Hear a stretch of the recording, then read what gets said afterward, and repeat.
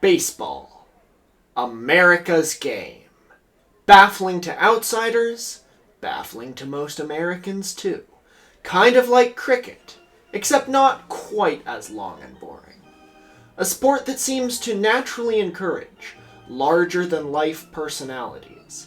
But nobody, perhaps in any sport, has ever been larger than one early baseball player named Rube Waddell.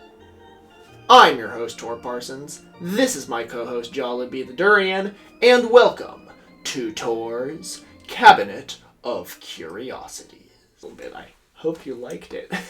Anyway, Rube Waddell. If you look up this man's name, Google's list of frequently asked questions about him, right below his Wikipedia page, includes the questions: how did Rube Waddell get his nickname? Did Rube Waddell have children? Where is Waddell buried? And was Rube Waddell real? Which should give you a hint of what we're getting into. Rube Waddell was the closest thing there is to a real-life Forrest Gump. George Edward Waddell was born outside of Bradford, Pennsylvania on Friday the 13th of October 1876. According to the Baseball Hall of Fame's website, he acquired the lifelong nickname Rube to answer apparently one of the other common questions about him, quote, because he was a big, fresh kid, end quote, whatever that means. Another source says it was because he was big and clumsy. I mean, he definitely wasn't clumsy, as you'll see, but I can see how he had clumsy vibes. Growing up, hardly ever attending school, young Rube was, in the words of sports historian Alon Levy, a decidedly different sort of child. While his four siblings were at school or helping out their parents on the farm, Rube could be found fishing by snatching trout right out of the river with his bare hands, or training his throwing arm by knocking birds out of the sky with rocks. Several times throughout his early childhood, toddler Rube Waddell waddled off, sometimes being missing for days at a time. That was a different century for sure, until his parents invariably found him at the Bradford fire station. Which shouldn't be a huge surprise. What sex is to you and I, fire engines are to toddlers, right? Except that Rube never outgrew his fascination with firefighters and their machines. In fact, firefighting may have been his second love in life, behind only baseball. When Rube was a teenager, the Waddell family moved to Butler, Pennsylvania, a larger town in the same area, where Rube's dad, a bit disturbed by his son's eccentricities, suggested Rube should put his strong, bird-killing arm to work pitching baseball. Rube took warmly to the idea, but he had a hard time finding other kids to play ball with, not just because he was weird, but because it turned out he was just such a damn good pitcher. He threw so hard, it stung other kids' hands. Serious team managers began to take note of the kid's talent, and in 1895, when Rube was 19, he was signed by the local minor league team in Butler. Rube seemed not to understand that this was serious business. Despite his physical talent, he didn't really get the rules, repeatedly attempting to hit the batter with his ball in the mistaken belief this would get the batter out. Friends would sometimes stop by during his games with fishing rods, planning to go fishing afterward, which would cause Rube to immediately run off the field mid-game to go fishing with them. Supporters of rival teams began to cotton on to this, discovering that Rube couldn't actually recognize his friends, and anyone sitting with a fishing rod in the stands would cause Rube to run over, with the full expectation that he was being invited mid-game to go fishing. And Rube had his priorities straight, too. While he was aware that by this point he was a bit of a local celebrity, a really good baseball player when he could be convinced to play ball, he still believed that the main path in his life was firefighting, and baseball was just a distraction. He wasn't even employed as a firefighter. Like everything else in life, he took the title of volunteer firefighter to its logical extreme. he would wear a self-designed red firefighter suit under his baseball jersey in case any fires broke out during a game. And if he saw a fire engine go by, which at that point consisted of steam-propelled water pumps drawn by horses, he would strip off his jersey and run off chasing the firefighters in the hope of participating in putting out the fire. He never did successfully put out a fire, at least not at this stage in his life, but he couldn't be stopped from chasing fire engines. When the manager of Butler's team banned him from wearing his firefighter suit under his outfit, he took to mean that he couldn't wear anything under his baseball jersey at all, because what else could he possibly wear if he's not wearing the firefighter suit, and took to wearing absolutely nothing under his baseball jersey. Not even this stopped him from stripping off his jersey and running after fire engines whenever he heard one. I'm pretty sure that after this, Butler's fire chief and Butler's minor league baseball manager had a frank heart-to-heart about what to do with Rube Waddell. But Rube did have talent greater than anyone in this rural belt of Pennsylvania small towns had ever seen, and after a while, he stopped trying to make up his own violent rules, making him a much more attractive hire for bigger teams. A larger league of Western Pennsylvania baseball teams, financed by the deep pockets of the local iron and oil companies, decided to sign Rube Waddell. Rube's tenure with the Iron and Oil League proved to be short-lived. His playing got good press, including from newspapers in Pittsburgh, the first time Rube got attention in a big city. But like everything else about Rube Waddell, his attendance at his own games was erratic, and he didn't get along with his teammates, most of whom weren't particularly great players. His team, Franklin, soon fell to the bottom of the Iron and Oil League's rankings, and attendance at their games collapsed. Whenever Franklin did score any points, it was pretty much exclusively because of Rube and his strong bird-killing arms, and not a lot of Pennsylvanians, at the turn of the 19th century, were interested in watching a baseball team consisting of a bunch of random schmucks who didn't know what they were doing, and one guy who definitely didn't know what he was doing, but was doing it really well, but would much rather be chasing naked after fire engines. Franklin was cut from the Iron and Oil League at the end of the season, and Rube returned to his family farm in Butler, dejected, coping with his grief at the apparent end of his baseball career by drinking, which became perhaps the most acute consequence of Rube's lifelong poor judgment. In 1897, Rube got another chance, but only briefly. The manager of the Pittsburgh Pirates, a man named Connie Mack, who presumably would rather go by a girl's name than his real name, which was Cornelius McGillicuddy, decided to see him try out. Rube initially turned down this offer, and was only persuaded to go to Pittsburgh with the promise of a free breakfast. Over that breakfast, he said something to Connie Mack that is not recorded in the annals of history, but caused Mack to send Rube right back to Butler, then and there, without ever seeing him play.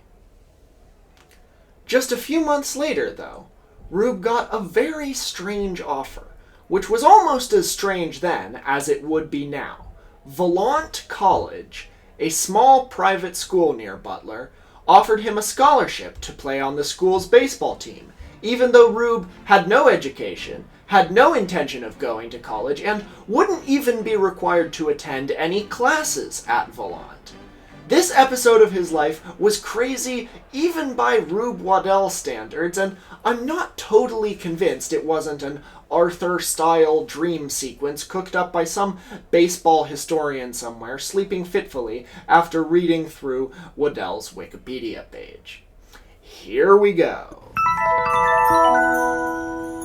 Rube Waddell was surprisingly enthusiastic about playing for Volant and attended every game he was supposed to play in.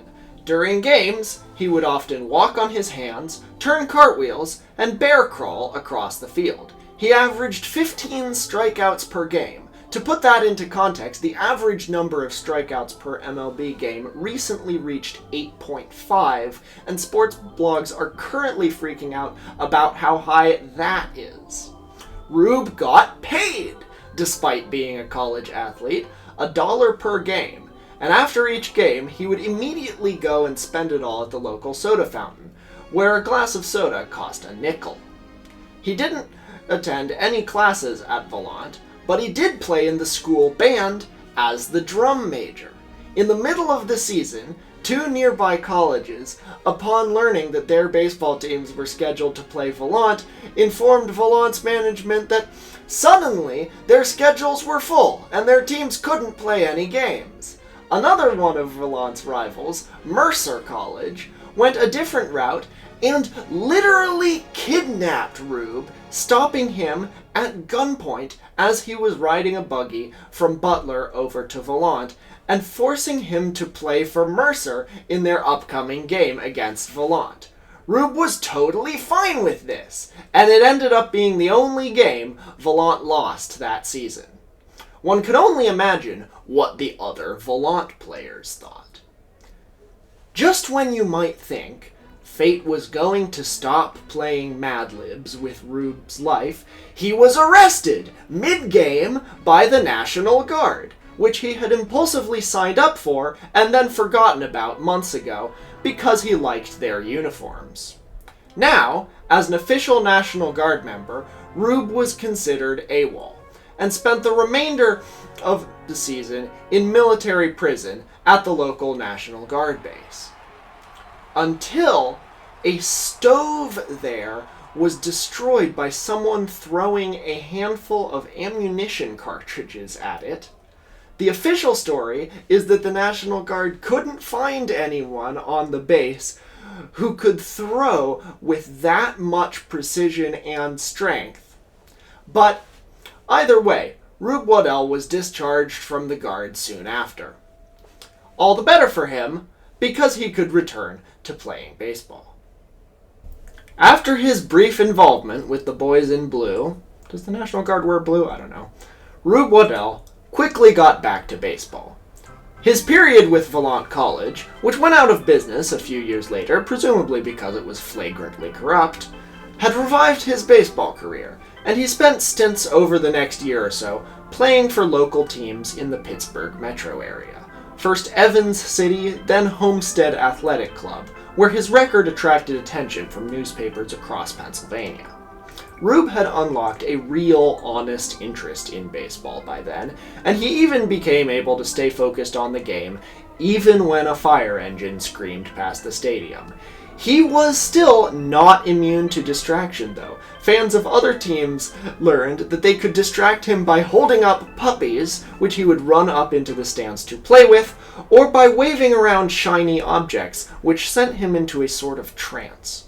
Even with these pretty big handicaps, Rube easily struck out the opposing teams with mechanical regularity, and, to nobody's surprise, by the end of his season with Homestead Athletic Club, Major League scouts began showing up at Homestead games to evaluate Rube's playing. Right as the Major League season was finishing up, the Louisville Colonels, whose team name actually predates KFC, signed him and got him a train ticket down to Washington, D.C., where the team was playing a series. Rube had to start immediately. The Colonels had had several injuries on the team, putting a lot of their best players out of commission late in the regular season, which explained why they were bringing on a high-profile new player on such short notice. Rube's addition didn't really turn the Colonels' fortunes around that year, but he showed that he could hold his own against some of the best teams at the time, like the Baltimore Orioles, and sent a hometown crowd in Louisville against the Pittsburgh Pirates, who he still held a grudge against, into peals of laughter by miming the Pirates' pitchers' warm-up moves, making cow and pig noises, and once again doing handsprings and cartwheels across the field. People loved this quirky new pitcher, who in addition to being talented, saw sports as a venue for being wacky. Rube Waddell may have been popular among Louisvilleans, but he wasn't popular among his teammates, who were more than a little bit annoyed at this manic pixie dream guy who had just shown up in their midst. The Colonels were still having a rough season, suffering a series of embarrassing losses, and a lot of the team's players were irritated by Rube's constant cheerfulness in the face of losing. To them, Rube seemed to be more focused on being a class clown than being a good player. Fred Clark, the Colonel's manager, mistook Rube's true nature for just a bit of rookie player immaturity, and traded him to the Detroit Tigers, which were considered a lesser team at the time. If the Tigers were a bottom-tier team when they signed Rube, they weren't anymore as soon as they had him, overturning longtime rivals left and right. They faced the Colonels just the next season, and while at this point the Colonels had signed Honus Wagner, a fellow Western Pennsylvania resident, who is sometimes to this day considered the best baseball player of all time, Rube took the Tigers to within inches of winning. Around then, Rube started to do his signature stunt, the thing that baseball geeks remember him for first and foremost. This requires a little bit of knowledge of the Byzantine rules of baseball. So, Rube Waddell was a pitcher. The pitcher throws to the batter, who is on the other team. You can skip to this time if you already know all this. The pitcher throws to the batter, who is on the other team. The pitcher is trying to throw the ball so quickly or unpredictably that the batter can't hit it. If the batter does hit it, all the other players on the pitcher's team who are in the outfield behind the pitcher try to catch it, and other stuff happens depending on whether or not someone can catch it in time. If nobody catches it in time, the batter's team scores a run, which is good for them. But if the batter doesn't hit the ball, that's a strike, and the batter gets 3 strikes, and they're out. You know that part at least. And then another batter comes out and gets 3 chances to hit, and if they get struck out too, a third batter gets a chance, and once they've gone through 3 batters, the team switch sides. When Rube was pitching, and his teammates were behind him in the outfield, waiting to catch the ball if the batter hit it, he would sometimes tell all his teammates to leave the field, leaving nobody to catch the ball, because he was that confident nobody would need to, since he'd be able to strike out all 3 of the rival team's batters. He was that sure no batter could ever hit his pitch. Rube only did this in exhibition games that didn't have real stakes for his team's stats, because in regular games it's against the rules to have fewer than 9 players on the field at once. He would sometimes skirt this rule by having his teammates crowd around him as he pitched, unable to catch a ball if the batter hit it. One of the greatest power moves in any sport ever, and a sign that Rube Waddell was more than just weird. He was a truly great player. The Tigers' fortunes fell over the next few seasons, and Rube was left in a situation he should have, by this point, been getting used to, being the only legitimately good player on a mediocre team. Headlines covering Tigers games bore phrases like, "How not to play ball," while cartoons portrayed Rube literally towering over the other Tigers players.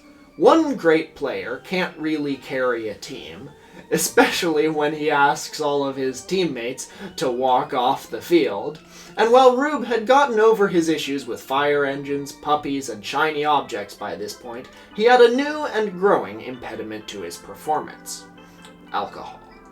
He'd begun drinking around the time he was dropped from the Iron and Oil League, and he'd never really kicked the habit, sometimes appearing on the field drunk, but throwing as straight as ever. The papers treated this as just another one of his eccentricities. He's not an alcoholic. He's Rube frickin' Waddell. Let him cook. But it really was impacting the Tigers' performance, and the team's owner, Frank Van Derbeck, began to get mad. There was already some bad blood between Derbeck and Rube Waddell, after Derbeck had fined him for skipping a game to coach a bunch of kids in a sandlot game. Rube never understood why he was fined, saying he was a baseball player, right? So how could you fine a ball player for playing ball? As the Tigers' performance slipped, Rube's attendance at his own games once again became more and more sporadic. At his last game as a signed Tigers player, Rube appeared not as a player, but as a spectator, crunching down several bags of peanuts in the stands and trying to engage others in conversation about how much Durbick just didn't understand baseball. After that, Rube skipped the country. He was in Detroit, after all, where you can go south into Canada and north into the US because of the bend in the river the city is situated on. If you're born and raised in South Detroit, you're a Canuck. Still on the lam from the Tigers, he quickly joined a small-town baseball team in Chatham, Ontario, where he once again charmed audiences and brought stardom to a much-maligned team.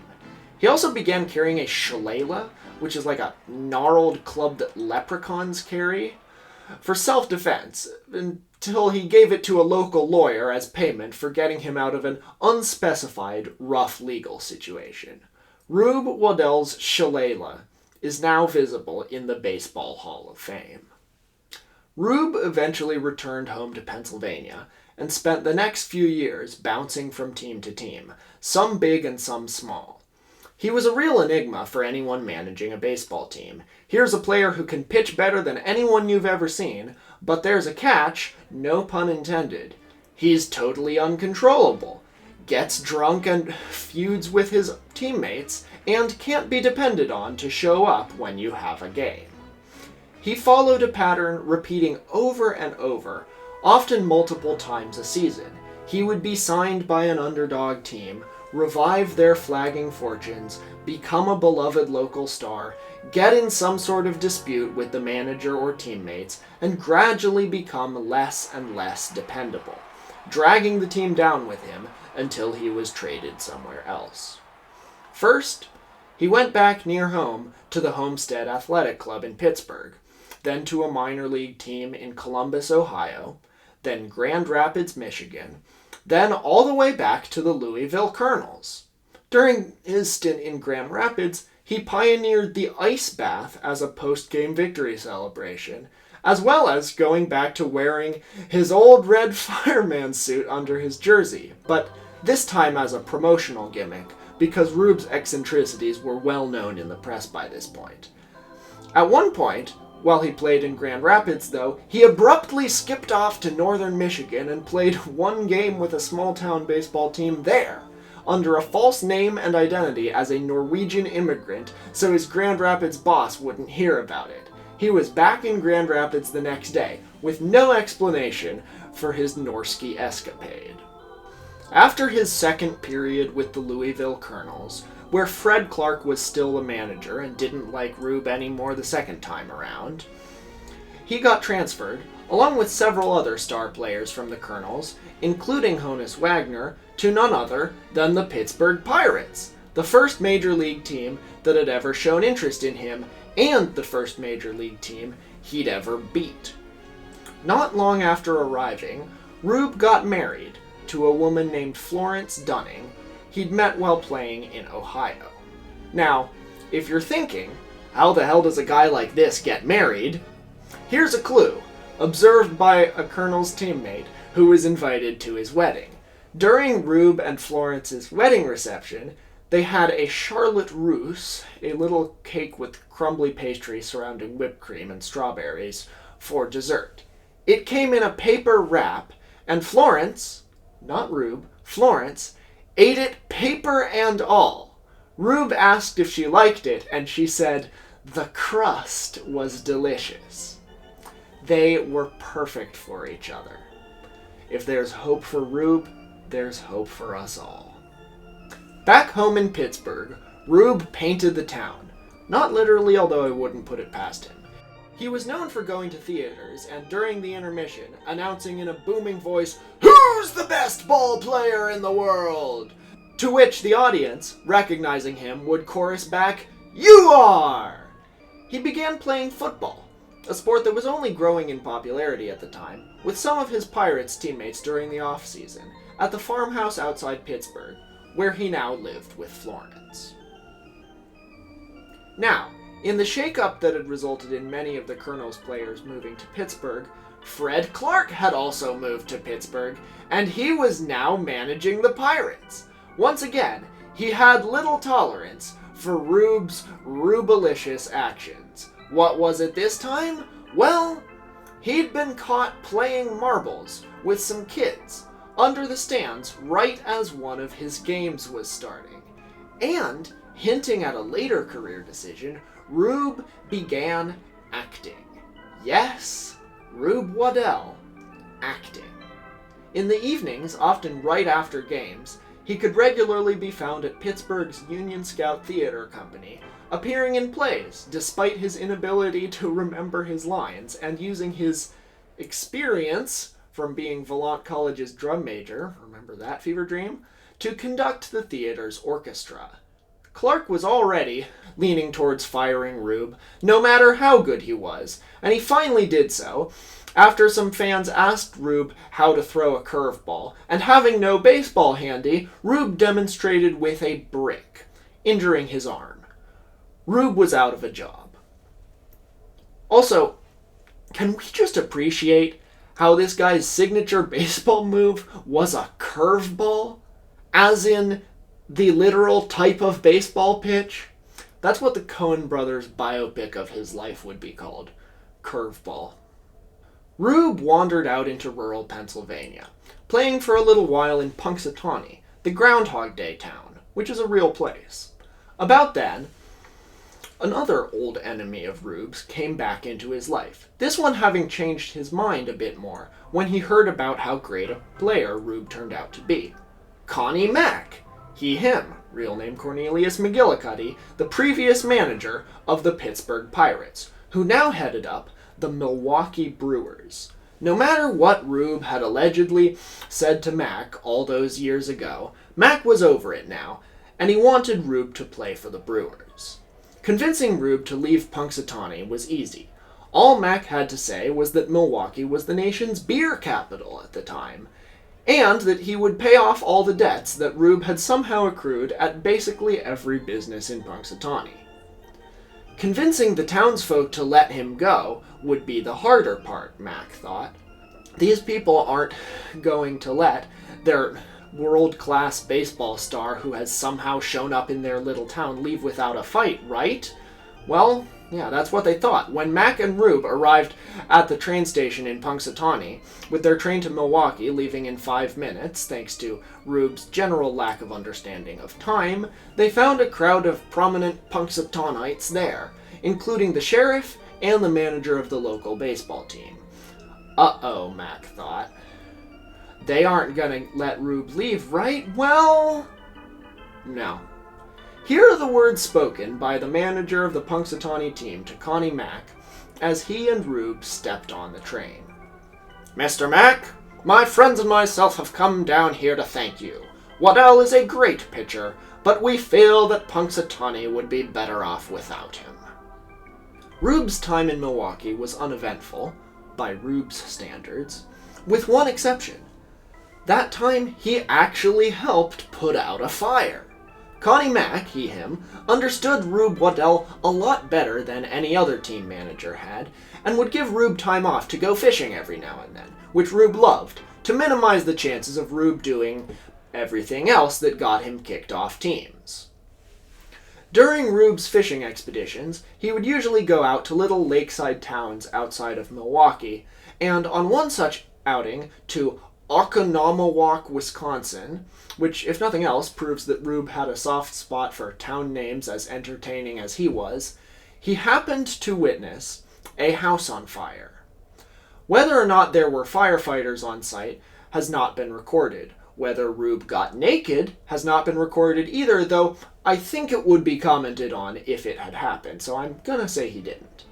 Either way, to gasps from the crowd gathered at the scene, some of whom recognized him as the Brewers' new star pitcher, Rube dove into the burning house to retrieve a crying boy's red wagon, which had been left inside.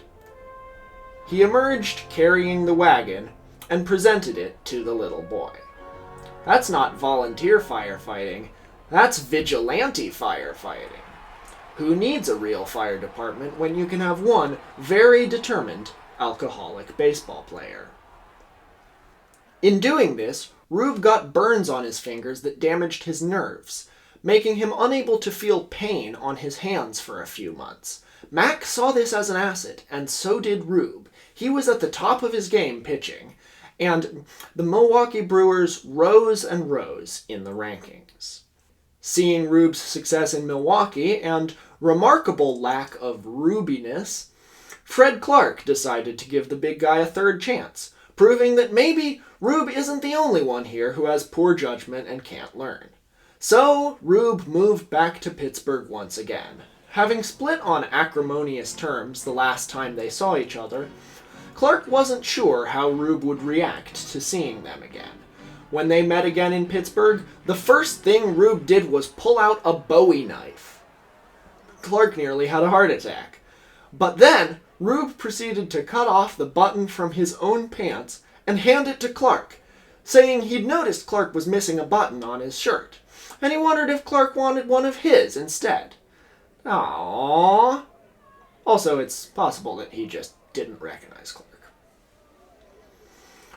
Rube's first partial season, back with the Pirates, after playing with the Brewers, was a huge success, taking them to the top of the American League. But by the time the next season began, Rube had overstayed his welcome yet again, and after several disappointing showings, Clark fired him yet again, saying, "Get the hell off my ball team." Everybody, get the hell off my ball team. Get the hell off my lawn. I've had it to here with your clowning acts. I strongly care if you ever come back, go and root through the garbage. Go hang your head down in shame, 'cause it's 1, 2, 3 strikes, you're out at the old ball game. And it was. Rube had his 3 strikes, and he never came back to the Pittsburgh Pirates. You'd think that by now Major League Baseball would have learned their lesson. Don't give Rube Waddell a job for too long. But he was still unquestionably the best pitcher in the game, and soon he was back on a high-profile team. This time, the team that would later become the Chicago Cubs, which at the time were semi-officially called the Chicago Orphans, because their manager and star player, Adrian "Cap" Anson, had retired, leaving the team adrift, like an orphan. Go, orphans, go, I guess. While playing with the Orphans, repeating the familiar first half of the Rube Waddell hero's journey arc of saving a beleaguered team and becoming the talk of the town, Rube began hobnobbing with actors in Chicago high society. Acting may have been his third passion in life behind baseball and firefighting, and soon he was beginning to be invited backstage in many of Chicago's vaudeville theaters. At one point, he discharged an arsenal of over 40 guns, all loaded with blanks, backstage in a theater, right as a weepy romantic scene was being acted on stage. The lead actor quickly ad-libbed something about the sheriff being after them, and Rube was chased out of the theater. Another time, when the circus came to town, Rube thought it would be a good idea to interrupt a lion tamer routine by going up and taunting the lion. He walked away with a gash on his right arm, but fortunately, Rube Waddell was a lefty. The other half of Rube's ever-familiar hero's journey came along soon enough. With the Orphans dropping in the rankings, and Rube missing games, fishing, drinking, and fruitlessly trying to find and put out fires. Toward the end of the season, he disappeared entirely, occasionally popping up playing on a minor league team in a few small towns around the Midwest. At the end of the season, Once again, Rube moved on to another team, this time to do a brief off-season tour of California, which at this point was a long way from becoming the most populated state.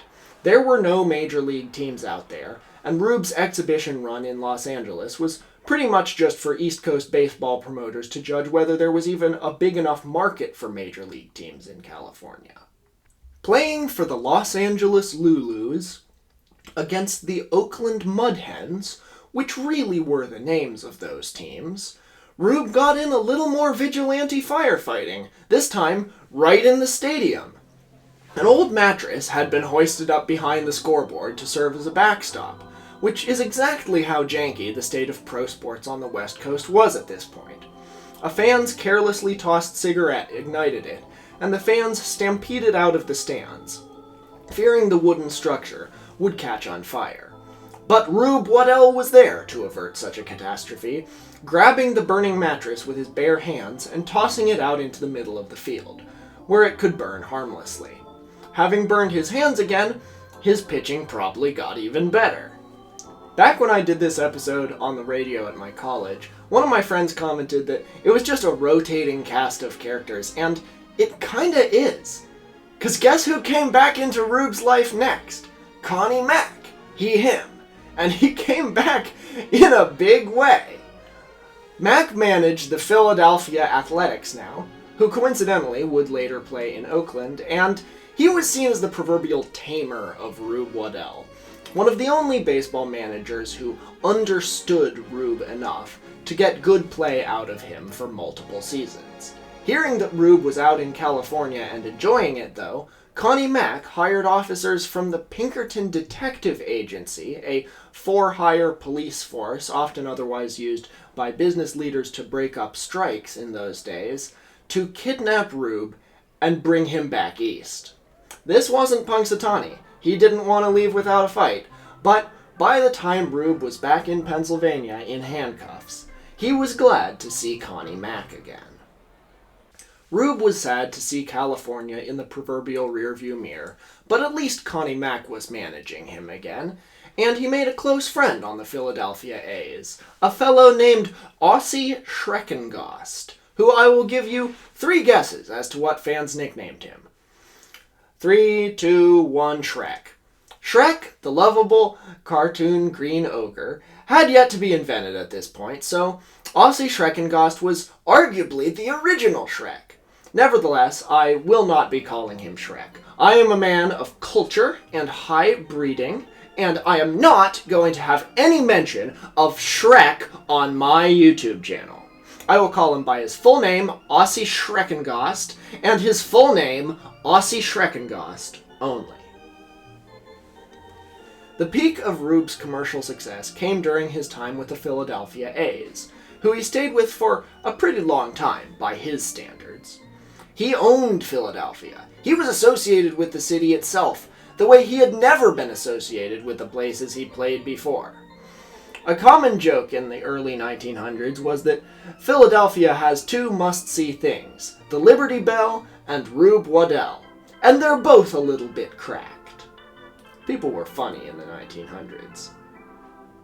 When the A's traveled, Rube would share hotel rooms with Aussie Schreckengost, where he annoyed Aussie Schreckengost nearly every night by eating animal crackers in bed.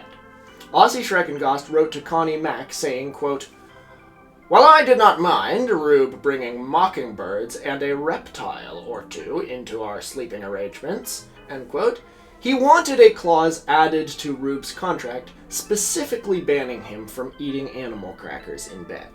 It's not clear if Aussie Schreckengost got his wish. Going into his second season with the A's, Rube disappeared again when the team went to Florida for spring training. Now, you're probably thinking, oh, Florida, of course. How did it take us so long for Rube Waddell and Florida, the Rube Waddell of states, to meet? But like California, Florida in those days was seen as incredibly remote, sparsely populated, and nearly uninhabitable. It's only one of those 3 today. Teammates feared Rube had been eaten by an alligator or something. But they couldn't have been more wrong, After weeks of searching, he was discovered wrestling alligators in a traveling circus.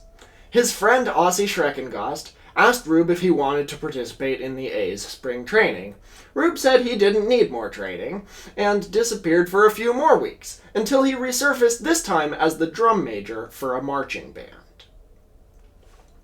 But Connie Mack, him, was patient, and Rube stayed with the A's for the next season. It started rough, but Rube's and the team's performance improved, until Rube divorced Florence, got married again, and then, just a few months after getting remarried, was arrested on the orders of his now wife for sleeping in a bar. He was released after spending the night in jail, but his performance on the field fell off after that, and once the season was over, Rube decided to take his career in a decidedly different direction. He began acting for real this time. The play Rube acted in, The Stain of Guilt, was an awfully generic Victorian melodrama. Rube was a supporting actor, playing the main character's kind-hearted brother, who, at the climax of the play, had to appear in the nick of time and punch the villain. As you can probably guess, Rube could not get that he was actually not supposed to punch the villain and merely look like he's punching him. In several performances, he punched so hard he propelled the poor guy backwards straight into the orchestra pit. Rube also could never remember his lines, but surprisingly he proved not too bad at ad-libbing, and sometimes took the plot in completely different directions than what was written. The Stain of Guilt turned into a sort of improv show, with a new story every night. The only commonality between each performance was that Rube punched the same poor actor into the orchestra pit. The show got rave reviews, and ended up touring the eastern United States to packed theaters. There was nothing else like it at the time. Even Rube himself was surprised by his success as an actor, and used his newfound stage stardom to negotiate a bigger paycheck as a baseball player. The next baseball season, 1904, was a decent year for Rube and the Philadelphia Athletics, though nothing very Ruby happened. The biggest metaphorical curveball Rube threw was a minor scandal created when Rube was photographed fishing with local black farmers during spring training in South Carolina, and Philly baseball fans were terribly offended to learn that Rube was not racist. Spending the next winter at his in-laws' house in Lynn, Massachusetts, in his marriage that would soon collapse, Rube saved people from a third fire. Details are a little bit murky here. Sources disagree on whether it was his in-laws' house, a random house nearby, or a department store that had the fire. I think it was a house. I think the department store was a fourth fire Rube was involved in putting out, less than a year later while in D.C. for a game. Either way, Rube happened to, yet again, be in or near a house on fire, and sources are clear on what he did. He noticed that an oil stove was sitting right in the middle of the flames, and it was on the verge of exploding, which could have been lethal to everyone in the building. So once again, Rube grabbed the stove with his bare hands. It is surprising that this man, being a professional baseball player, seems to have never heard of gloves, and tossed it out into a snowbank where it fizzled out harmlessly. This is a fascinating story because you didn't often see Rube being clever like that. Most of the things he achieved by being brawny, dumb, and always willing to go along with the ride. To the extent that he was clever like a medieval jester, like a wise fool, trickster sort of figure. There aren't a lot of Rube anecdotes where he notices something others don't and acts on it. And I think it's not a coincidence that when he did, it had to do with his biggest obsession off the field: firefighting. He didn't just love firefighting, he had some knowledge of fire safety. It seems like he liked learning about firefighting, which should draw you in the direction of a particular conclusion about Rube. if you haven't already made that conclusion. Anyway, Rube's hands were burned once again, which probably meant even better pitching than usual. 1905 was the A's best year yet. They beat all their regional rivals and were expected to be strong contenders for the World Series. But here is where we arrive at what the Society for American Baseball Research, who have examined Rube's career under their strongest baseball microscopes, referred to as the strangest month in the strange career of Rube Waddell. So, Rube Waddell was out of commission for the 1905 World Series, which the A's could have won if he was in the game.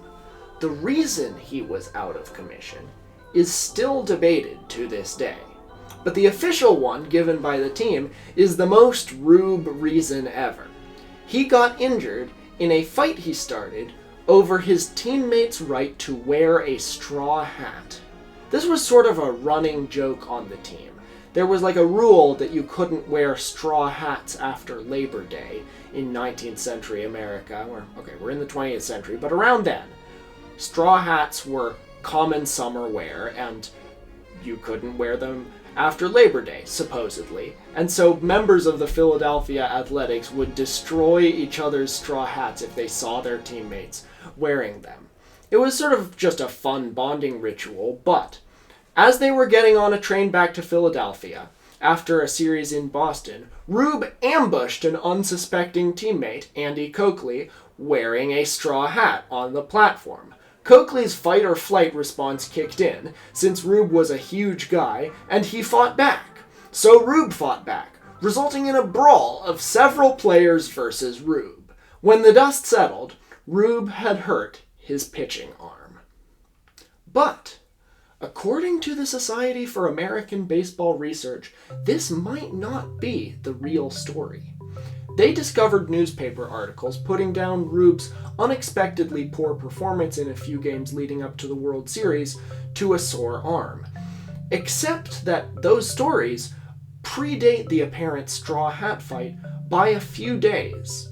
Rumors were already circulating that if Rube played in the World Series, rival team supporters would try to exploit his eccentricities to get him out of the game. Way back in rural Pennsylvania when he was young, sometimes rival teams would call fake fires in order to get fire engines passing by the stadium. The Philadelphia Sporting News claimed that the manager of the New York Giants, who back then were a baseball team, not a football team, was planning to take Rube on a long, all-expenses-paid fishing trip during the World Series. None of his teammates claimed to have witnessed the straw hat fight, and there is no question that Rube Waddell would have been easy to bribe. And in the aftermath of the infamous Black Sox scandal, several years later in 1919, when New York gambling tycoons paid the Chicago White Sox to throw the results of the World Series, many people claimed that it wasn't the first time the World Series had been fixed, just the first time anyone had been caught for it. If it had been fixed before, it's a good chance that a scheme to fix the World Series would have involved baseball's most talented pitcher, and perhaps most childlike and susceptible to influence. Rube's career declined after that, which could be more evidence of a fix, because he was definitely still talented. Until the straw hat incident, Rube's 1905 season had been one of the greatest seasons any pitcher had ever or has ever had. He set records that still stand today, which is extremely rare in any sport, for records that old to still stand. But he didn't have a lot of baseball-related achievements after this. He still led the league in strikeouts for the 5th consecutive year, but Connie Mack gave him a pay cut. In the A's 1906 season, they slid, Rube and his teammates alike. Rube's life was racked by domestic trouble. He was now on his 3rd marriage, and it too was falling apart like his 2 previous ones, due to Rube's increasing drinking and his Rube. He told reporters scandalous stories about his teammates drinking and gambling, all while he claimed he himself was clean as a whistle, But that was a far cry from his previous antics, and his teammates laughed with him. Alon Levy writes that a certain melancholia began to take over from the intensity he previously displayed. In 1907, the A's went to a tiny town in Texas for spring training, where the team's club secretary recommended the team go hunting in their spare time, saying he would personally prepare any game the team brought in. Rube immediately went out and shot someone's mule. The secretary reneged on his promise. A few days later, the team went to Dallas to play some exhibition games. Unfortunately, this happened to be exactly when the Dallas Fire Department was carrying out training drills. When Rube deserted the team, Connie Mack figured he knew exactly where he'd gotten off to, but he was still surprised a few days later to see Rube pull up to practice in head-to-toe, authentic firefighting regalia, driving a hook and ladder truck with the full approval of the Dallas Fire Department. Mack wisely let him wear his firefighting suit under his baseball uniform, just like in the old days. 1907 was the season where the other shoe dropped at long last. Rube had had a good run with the A's, but now it was clear that no matter what team he was on, he would eventually start missing games, drinking, and fishing. When he was on the field, he didn't do nearly as well as he used to. Rube's worst was still most pitchers' best. He still led the league in strikeouts. But his teammates were sick of him, getting away with missing games and showing up drunk. Fans of rival teams would chant, "Rube, Rube, you've been drinking. You can't see the plate." For the 1908 season, Connie Mack grudgingly sold Rube to the St. Louis Browns. Rube played with the Browns for 3 years, never reaching the heights of his glory days. During the off-season, he'd be sent to hunt and fish for the team, which kept both Rube and his teammates happy and out of trouble. During one of his duck hunting expeditions, Rube saved a boater from drowning. Newspapers commented on how he wasn't quite so weird anymore, barely hiding their disappointment. Eventually, Rube was dropped from the major leagues and had to go back into the minor leagues, which used to be a pretty common fate for former star baseball players. They didn't get paid much, even when they were pro players for a major league team, and couldn't afford to retire as soon as they were past their prime. Rube was no exception.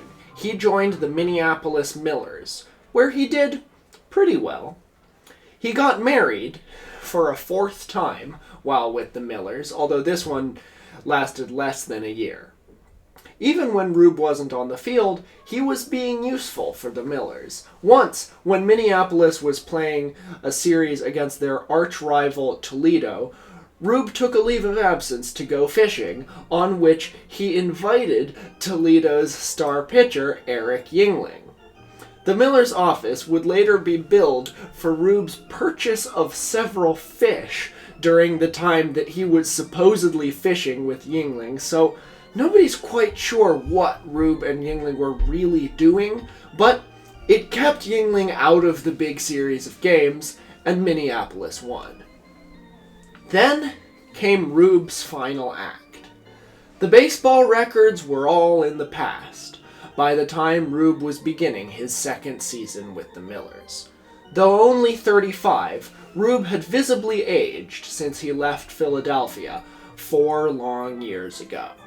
He was perpetually drunk and claimed to have forgotten how many women he had married over the years. But he had one great achievement left in him. The Millers did their spring training in Hickman, Kentucky, a sleepy little town along the Mississippi River. On March 28, 1912, the mighty Mississippi burst its banks. Rube immediately sprung into action, putting his burly frame to use piling sandbags on the levees by the river. He worked for 4 straight days. The water kept rising, though, faster than Rube could pile sandbags along the banks, and on April 1st, 1912, the levees burst, and an 8-foot wave of water washed into Hickman. The team was safe and relocated to nearby Owensboro, but Rube couldn't help feeling that he had let the town of Hickman down. A rare moment of empathy for him. And the next winter, he got another chance. Rube had been spending the whole off-season in Kentucky rather than in icy Minnesota by this point, and in February 1913, an even bigger flood threatened Hickman. Rube sandbagged for that one too, and this time Hickman was spared, leading to Rube being named the honorary fire chief of Hickman, which I'm sure was an honor of a lifetime for him. Better than the Baseball Hall of Fame. In fact, a few weeks after the flood, he got involved in yet another act of vigilante firefighting. This one, not that heroic. While practicing with the Millers, he heard a siren, and as the fire chief of Hickman, clearly he had to respond. He stripped off his baseball jersey, no fireman's gear under it then, nor anything else, and in his birthday suit, just like old times, he ran down the street and, now this he'd never done before, hopped onto a pony, rode it bareback and bare-assed through Hickman looking for the fire, and finally, when he came upon the house on fire, proceeded to grab an axe from the dumbfounded firefighters and chop off the house's roof. Turns out the fire was entirely contained inside the chimney. Later that week, a humbled Rube, this time fully clothed, rebuilt the house for its pissed-off owners. And then, a few weeks on, the floods came back. Rube was back on the sandbagging line, this time mostly accompanied by black workers, who sang spirituals as they worked. Rube sang along, loud and off-key. Once again, the town was dry, but this proved to be Rube's final act of heroism. After the first flood, standing up his big alcoholic body in icy water for days, Rube had ended up spending a week bedridden with pneumonia. Now it came back in full force. By a month later, Rube claimed that he was strong enough to rejoin the Millers, but the team's manager doubted that and reassigned him to an even more minor league team, also based in Minneapolis. Rube got weaker and weaker over the course of the season.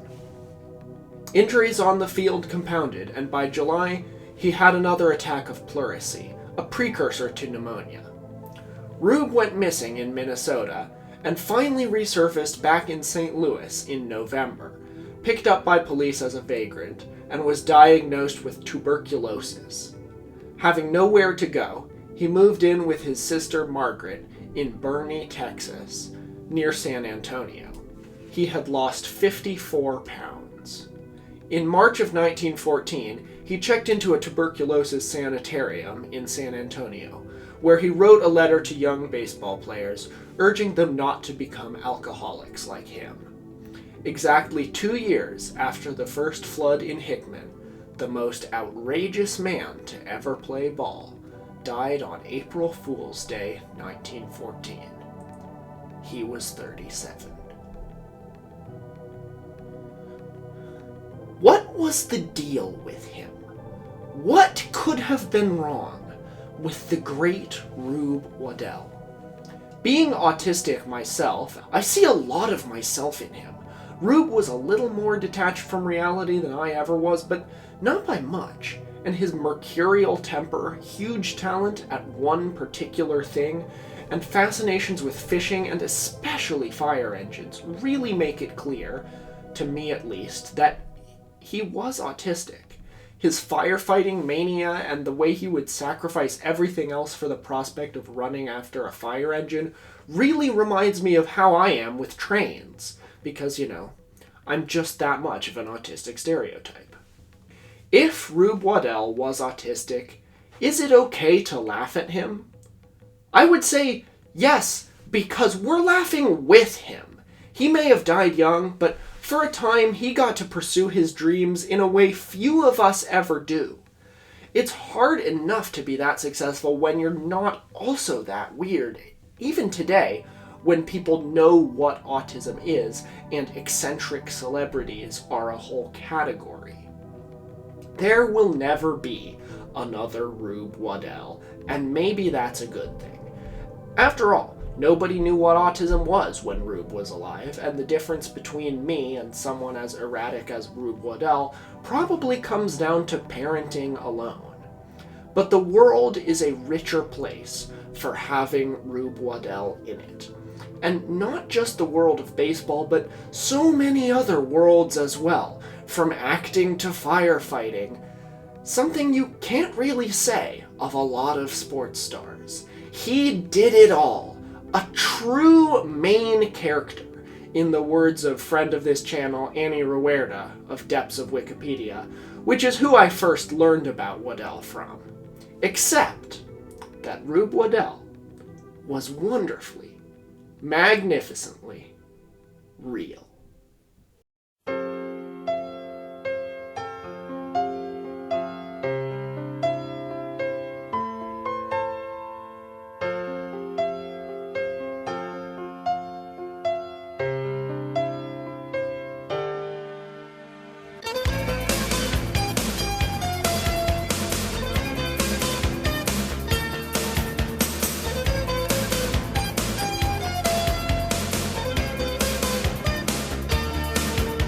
Believe in something right, but you do something wrong.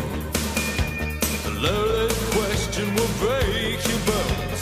What puts you on your knees? You paint the walls in red, the color of your heart. But the man in gray will get you now. You've got to hide or take the blame.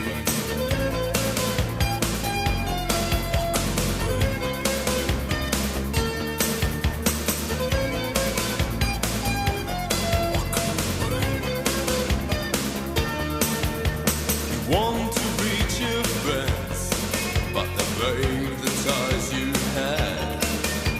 You know the ones you've got to buy, so swallow your pride and pain. The rumors have been spread. You've got to leave this town, and accusing